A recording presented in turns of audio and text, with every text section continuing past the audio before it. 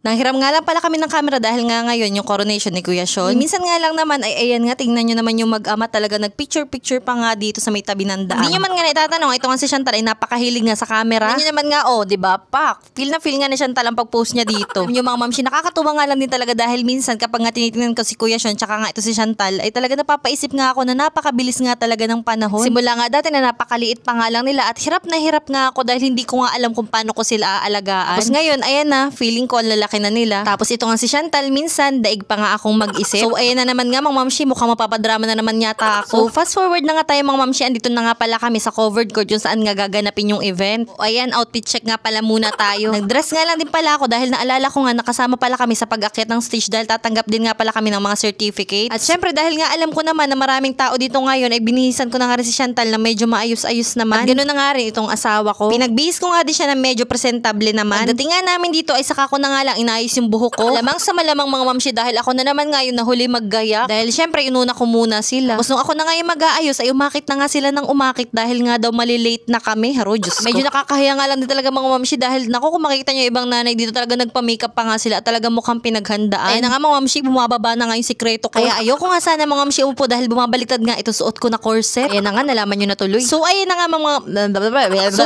mga mamshi, nagsimula na nga yung events at talaga namang proud parents here. Basta si Kuya Sean nga inando sa may dulo, sa may gitna dahil nga ang laki-laki niya. Talaga nga kapag ganito may mga event, hindi talaga mawawala itong sila mama. Lagi talaga yung mga yan nakasupport. Kahit na nga saglit na saglit lang naman itong event na to dahil coronation lang naman. Ayan lang din talaga yung kinaka-proud ko sa family ko dahil kahit gaano pa yung kasimple na bagay, pupunta yan talaga sila para sumuporta. So ayan na nga, tinawag na nga kami. So hanggang dito na lang muna for today's video. Full storage na naman tayo. Bye!